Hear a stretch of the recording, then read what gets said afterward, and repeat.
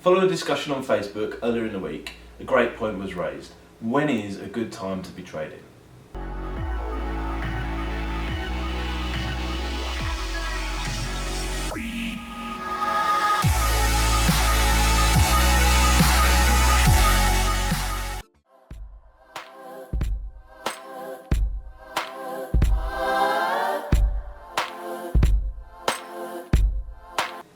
The first thing to say is there's a lot of ways to actually trade a market, so that's why you get varying advice out there. And not all of it's necessarily bad, although there is some poor advice knocking about too. So hopefully by the end of this clip I'll clear up what that, why you should be thinking in a certain way, and you can make up your own sort of assumption as to when you think you should be trading in the markets. So with regards to trading sort of 10 minutes out or even 20 minutes out, I'd say personally that's not advisable, although, depending on your approach, that might be something that you want to look at.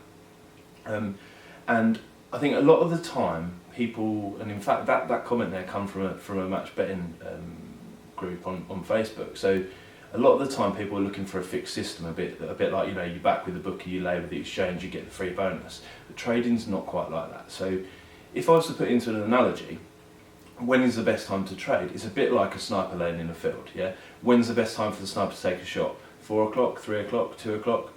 Or is the best time to take the shot when the target pops up? And trading is much the same, which is why it makes it a little bit harder than, fixed systems like match betting, and it's not really replicable like that. Obviously there's certain patterns and situations that do repeat, and you could be possibly coming in the future, but what you still need to do is being sat there poised and waiting for the target to pop up, the situation to actually arise. So when it comes to picking trading times, it's actually really quite important, because they're the times, if you like, going back to the analogy, are when you're really fixated waiting for something to happen. In terms of numbers, if you look at the markets and turnover, 90% of activity happens within the live show, which is generally the last 10 minutes before the start of the race. So bearing in mind the fact that you want your bets to be matched, it makes sense to be doing most of your activity within the last 10 minutes.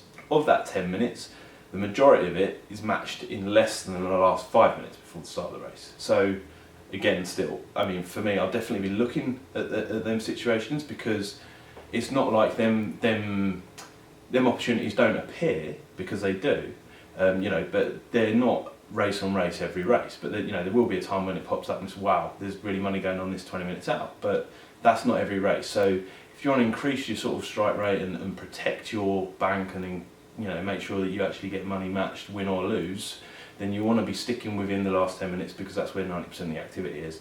And then, like I said, of that 10 minutes, the last 5 minutes are the most important, because even more is turned over. Now that depends on different approaches really. So if you're scalping or swing trading, they're two different things. Somebody who's looking for a very deliberate move, taking a swing trade, may want to get on that little bit earlier, because obviously they need the time for the price to move. And somebody who's scalping or turning over little bits, just taking a couple of ticks here and there, 3 ticks, 5 ticks, 2 ticks, 1 tick, they want to be acting in the last 5 minutes, because that's where all the activity is, that's where the action is. But at the end of the day, like I said, it comes down to approach. But if you were to generalise, because people tend to try and force us down the route of, well, when's the best time, and generalising, 10 minutes, 5 minutes, possibly even the last 2 minutes before the start.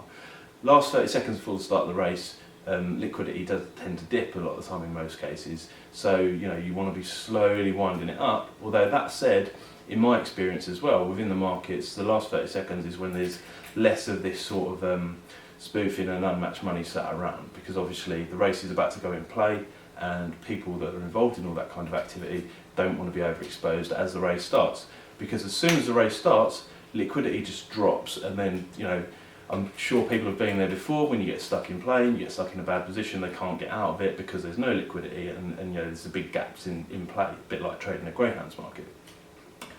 So to summarise really, I think the important thing when it comes to time is, depending on your approach, you want to choose what you're doing. However, I would always advise sticking within the last 10, preferably within the last 5, particularly on your day-to-day, Monday to Friday, average racing.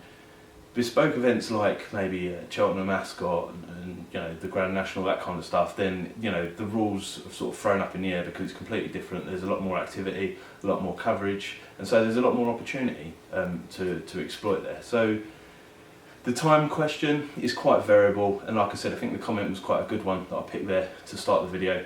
There were others, but just be a little bit wary, because I mean there's some bits popping out there as well about sort of trying to scout 20 minutes out, which is just insanity in my mind, because you know you're going to be waiting all day long to get your money match, and the whole idea of scalping is limiting your risk and not being exposed in the market for a very long time, which is going to happen if you're acting within that 10% of the time where there's no turnover to get matched against and less liquidity.